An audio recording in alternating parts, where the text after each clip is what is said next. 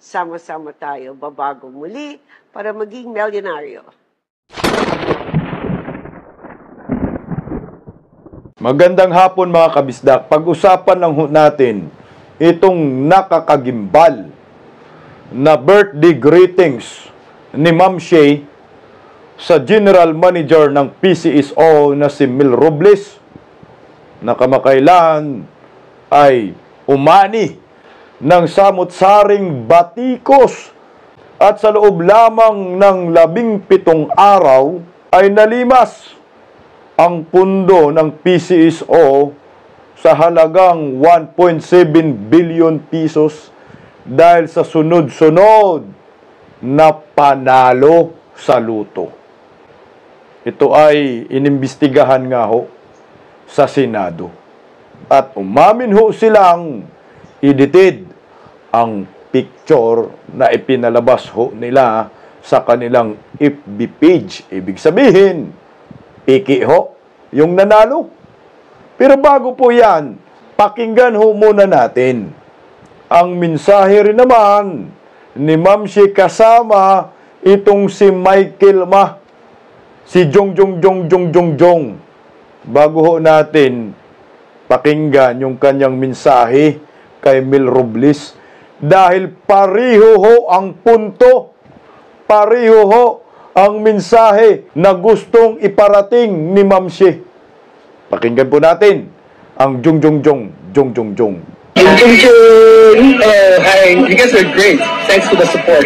Okay, thank you very much. Sama-sama tayo. Babago muli. Ayan, Jong. Thank you very much. Sasama tayong babangon muli. Kasama si Michael Ma, ha? Itong si Michael Ma ay controversial din ho ito. Naalala nyo po doon sa sibuyas smuggling na umabot po ng 800 pesos ang kilo. At pinatawag na ho ito sa Kongreso. Subalit nawala ho yung issue para bang natunaw. Ngayon, pakinggan naman natin ang pinaka-latest na mensahe ni Ma'am Shay kay PCSO General Manager Mel Robles. Ito ay birthday greetings. Parihong-pariho. Pakinggan po natin, mga kabisdak. Hi, Mel. Or should I say Melyonario? Just wanted to wish you a happy 60th birthday. Naku, senior citizen ka na, ha? Dapat magpapayat ka na to be as sexy as Shay. We love you, Mel. I wish you all the best today and for the next 60th year. Big hug. Happy birthday. Thank you for everything you've done for me, my family, for my husband. Sama-sama tayo babago muli para maging milyonaryo. Maging milyonaryo. Ano kaya ang mangyayari sa kaban ng bayan?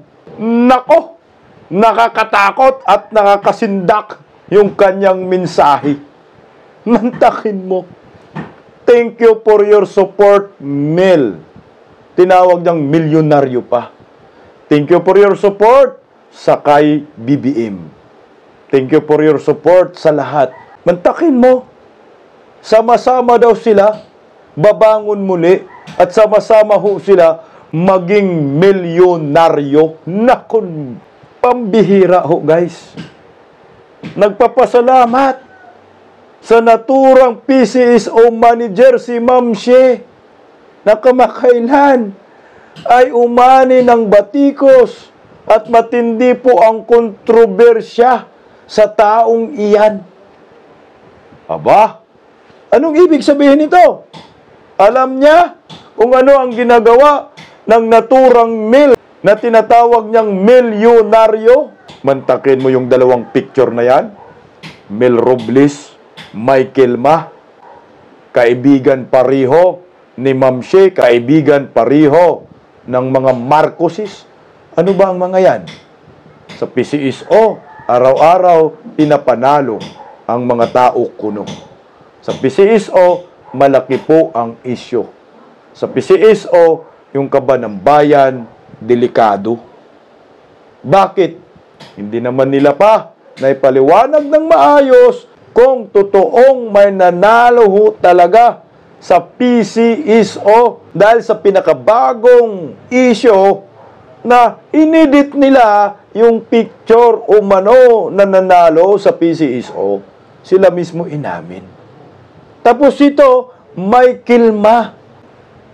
Nakakatakot ang issue dito sa taong ito. Ano kaya ang mangyayari sa kaban ng bayan na ang mga taong ito ay kaibigan ng First Lady na nababalot ng malaking kontrobersyal.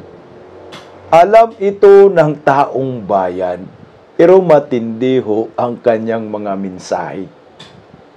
Sama-sama silang babangon muli at sama-sama silang maging milyonaryo. Anong ibig sabihin ho ninyo dito?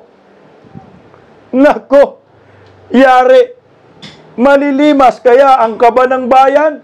Bakit po niya nasasabing sama-sama silang maging milyonaryo? Saan? Tandaan niyo po, public servant ang mga ito. Tapos, magpapayaman kasama si Ma'am She.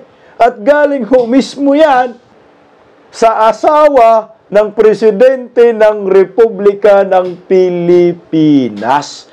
Magpapayaman kayo? Aba, sa inyo lang po yan ang gagaling. Na magpapayaman kayo. Sama-sama kayo maging milyonaryo. Anong gagawin nila para maging milyonaryo bilang isang public servant? Nakakagimbal ho talaga ito, mga kababayan ko. Dahil kilala ng taong bayan kung sino yung tinutukoy ni Ma'am She na milyonaryo. Lalo na po itong si Jong. Nako, good luck na lang ho sa ating mga Pilipino.